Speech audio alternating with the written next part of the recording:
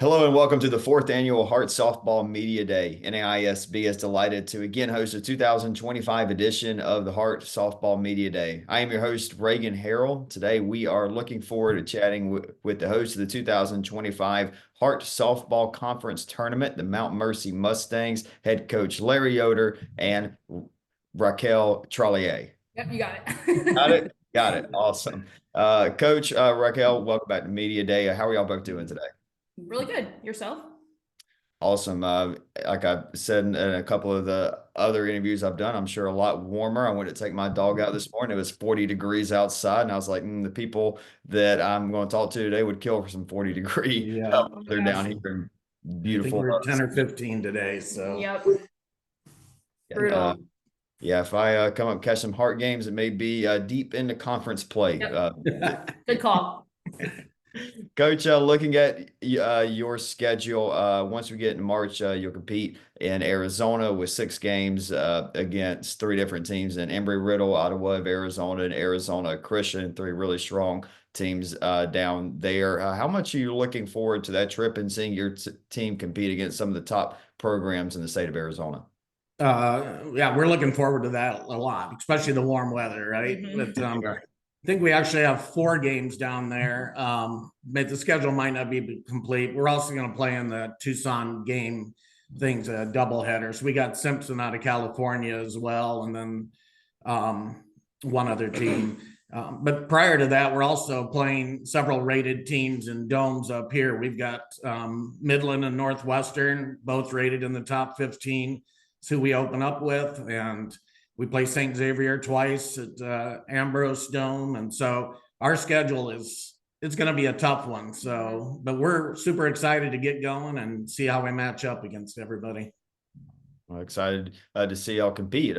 Let's talk a little bit about the lady sitting to your right there. Please introduce us to Raquel and talk to about how important she is to your program. Yeah. So Raquel Trollier, and I call her Rocky. Yeah. That's kind of her nickname. I call her Rock. But Rock's been through a lot in her, this is her senior year. She's been through a lot, had injuries along the way, keeps coming back, keeps contributing. Last year, right before the conference tournament was starting, we were having a practice. She came up and said her arm was sore and it looked a little goofy. We thought she should just go to the walk in to take a look at it. And about 20 minutes later, she called, said they got her on the way to the University of Iowa, and later had surgery, some blood clots and other issues, and missed the conference tournament. And she has not been able to play yet. She missed the entire fall. She's just now trying to work her way back, but this kid's been at every single practice. She's been the top leader on the team. She's out there teaching. She's our best fielder at first base by far, and she's out teaching people how to play first base. She's just the ultimate leader for us, and so important, even if she's not able to play on the field. Well, Raquel, I'm sure you are excited to get back on the field. How excited are you to get back and go down to Arizona and play in some warm weather? Oh my gosh. I can't wait. It's just something that you really cherish your senior year. You hear a lot of people say it goes by quick, and your freshman year, like, whatever. Like, it feels like a lifetime. But then once you get to your senior year, it's a completely different ball game. So it'd mean the world to me to be able to get back and at least play just a few games if I even can. So I'm just really working towards that right now.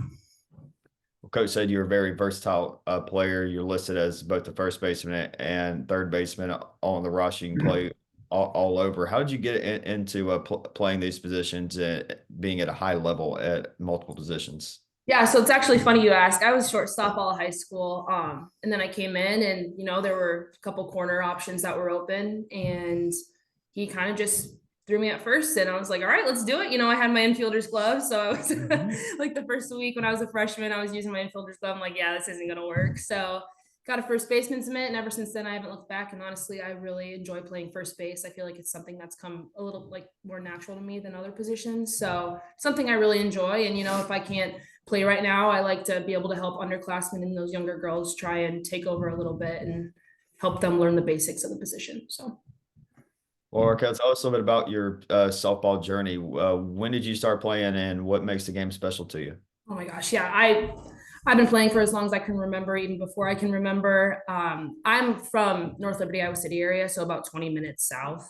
So very close. I played for Iowa City Liberty High School. I was actually the first class that played through all 5 years, the first graduating class. So that was really cool to build that program from the ground up. And then, before then, just did all the club teams and everything you can imagine every weekend, every night to practice. And I really like to thank my parents for that, because as you get older, you realize how much they sacrifice to take us to practices. So, I mean, all that, and then T-ball and just rec league, before those things. So just been playing forever. And it's something that I cherish a lot. And coming to Mount Mercy, my cousin actually played for Coach Yoder here back in, I think, like 2015 or something. So it's kind of a full circle moment, because I'd come up and watch her play and when he would coach her. So it's kind of my journey so far, and it's sad that it's coming to an end, but it's been bittersweet. So, Well, last chapter, best chapter, right? right, exactly. Coach, let's talk a little bit about your pitching staff. Who are some top pitchers that we should be keeping a look for this year? Yeah, so last year, one of our top pitchers, Alyssa McGeldon, is on her way back. So she's doing a great job for us. And then we were able to bring in 2 transfer pitchers. Maggie McNally, who pitched her junior college team into the World Series there. I think they finished 3rd or 4th in the nation. She's throwing really well for us. And then we were able to pick up a Division II transfer that we had talked to her freshman year, but she went up to a D2 school in Michigan and a little too far from home, and ended up coming back to us and transferring in. So we feel like we have 3 really strong starters. And then we've got some freshmen and other pitchers that are really nice pieces that can help, fill in those spots. So we're excited about our pitching staff. I think it's our strength probably this year. Hey, well, that's how, in my opinion, that's how you build a championship team. You get you some good arms in the circle and figure it out from there. Play some defense and figure out how to score a few runs. So that's right. And what will be the plans on, playing good defense and scoring some good runs? Who are some returners and perhaps some newcomers coming in that are going to be a big part of the Mount Mercy program here? I think the good thing is we've got a lot of experience. People have been, we've had people that started halftime and things like that. So, and the people that we have are pretty versatile. So I think we have a lot of pieces that you can move around. I mean, you can look at a Riley Goodfellow, another senior for me, can start at second. She can start at short. She can start at third. And so that's super exciting to have players like that. Abby Smith can play third and then go to the outfield. And some of these, Ashley Webb, the girl that transferred in, the pitcher, she also plays outfield. So we have a lot of pieces that can move around. Sarah Hike is a catcher and an outfielder for us. So we can move a lot of pieces around. It's just going to matter, who's swinging the bat well, like that. We have good returners. Callie Janik will be catching, and she also can play first for us. Second base, we've got Riley, but we also have another senior, Ellie Stemper, and a junior, Mia Peterson. They can move around and things like that. Probably one of the pieces that's a little difficult for us is our starting shortstop from last year is Annika Headington. She's also the point guard for the Mustang basketball team, and she's having a super year there. They're doing a really nice job. I wish her the best of luck, but I also kind of, I want her to get back here. So, but hopefully they don't run too far into it. But I joke. I hope they do. But we do have a really nice looking freshman, Kendra Mesher, who's filling in at short. Like I said, Riley can play short too. So, and then coming back from last year, we have Ashley Smith, who was all conference honorable mention type thing. And we switched her over to become a slapper last year, and she hit about 350, and she just keeps getting better. And we're super excited about her. She can steal a lot of bases for us. And then just other kids that played part-time last year, and it's kind of moving up, and it's hopefully their time to shine a little bit. So. Well, you mentioned your basketball team's having a great year. There's another big announcement for another sports team being added there at Mount Mercy as football in 2026. How excited are you to have that on campus, Coach?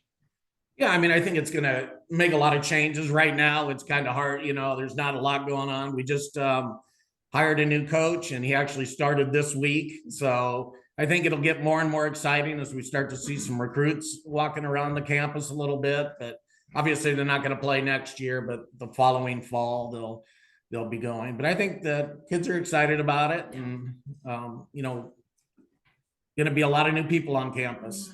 I get to tailgate a football game. Right? Yeah, Raquel, you'll be an alumni at the time, maybe, but before then. But hey, it'll still be a good time. Yeah, Raquel, for sure. I'd come back and watch a game. I think it'd be cool. for sure. Hey, how about a few fun questions to wrap things up and learn a little bit about you and your teammates. Which of your teammates is most likely to become a coach one day? Oh my gosh. Most likely to become a coach. I'd say Callie Janik. Just I know that's not her path, but I feel like she's very good at explaining things. Like when we have our hitting clinics, she just can break down the fundamentals very well, and she knows what she's talking about because she has gone through a lot of coaching, I'm assuming. So I'd say Callie Janik. I think she'd probably be like the best coach. Gotcha. She'd be fun. If your team had a game day soundtrack, who are some artists that we're going to hear a good bit of on it? Oh gosh, I don't know. I feel like on the bus last year we had a teammate named Natalie Tecklenburg, and she liked to keep it really fun and light. And we'd just play. I mean, in the vans, there's a little bit of everything. I mean, some people like country, some people like pop. Obviously, nothing with too bad words. We don't do that. We'll get in trouble. But no, like country, throwback, like some throwback JB, something to get us pumped up that everyone knows, everyone loves. Just keep it lighthearted. So. But just looking music wise for you, have you picked out a Walkup song this year? No, I haven't, but I like to switch it up every year. So I definitely like to explore my options through our website that we use. But I'll have to give it a look because it's always something fun that us girls like to do every year. So Love it. And Raquel, is there like a quirky team tradition or anything that the fans would love to know about the Mount Mercy softball program? I wouldn't say specifically a tradition, but I think that our fans really well. We are a little rowdy in the dugout sometimes. I think our fans know that, but I wouldn't say if there's anything in specific that we do. Our fans really get into it with us, which helps us, but I wouldn't say there's a specific tradition, but maybe we can start making one. I don't know. Start making one. Maybe some point throughout the year, you can let us know, hey, we've done this, and we can Right, yeah. we highlight it on our social medias on the podcast. But Coach Raquel, thank you so much for joining us, and best of luck this season. All right. Thank you Thanks, again. Reagan. I appreciate everything you guys do for us. Yes, sir. Thank you.